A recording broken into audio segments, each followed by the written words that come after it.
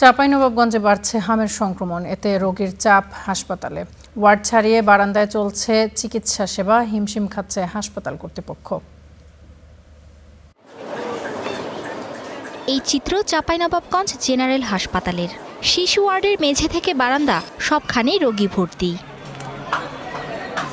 সারা দেশের মতো চাঁপাইনবাবগঞ্জেও বেড়েছে হামের প্রকোপ। আক্রান্ত শিশুরা। প্রতিদিনই হাসপাতালে বাড়ছে ভিড়। শয্যা না পেয়ে অনেকের চিকিৎসা চলছে মেঝেতেই।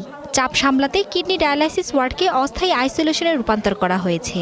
সেখানে চিকিৎসা নিচ্ছে শতাধিক রোগী, তবে নেই কোনো আইসিইউ।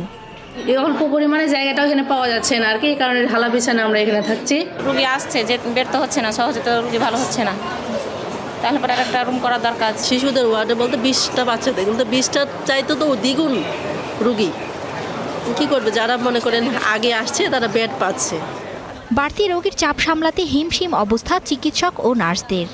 হাম যেহেতু একটা সম্পূর্ণ প্রতিরোধযোগ্য অসুখ, টিকা দিলে হাম হবে না, তো টিকার ব্যাপারে অধিক সচেতনতা সৃষ্টি করতে হবে অভিভাবকদের মধ্যে।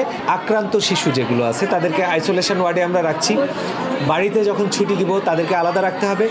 সুস্থ বাচ্চাদেরকে বর্তমানে ভিড় এড়িয়ে চলে বাড়িতেই অবস্থান করতে হবে। চিকিৎসকরা বলছেন, হাসপাতালের জরুরি বিভাগে প্রতিদিন গড়ে চিকিৎসা নিচ্ছেন শতাধিক শিশু। ওয়ার্ডগুলোতে ভর্তি ধারণ ক্ষমতার বেশি রোগী। চেষ্টা চলছে সাধ্যমতো সেবা দেয়ার। এবার আমাদের যে পরিমাণ আমরা সাসপেক্টেড মিজেলস বা হাম যাতে সন্দেহ করতেছি, তাদের বড় অংশের বয়স কিন্তু 9 মাসের কম। 9 মাসের কম কিন্তু হামের টিকাটা দেওয়া হয় না। গত 3 মাসে হামে আক্রান্ত হয়ে 4 শিশু মারা গেছে বলে জানিয়েছে হাসপাতাল কর্তৃপক্ষ। Desk report, star news.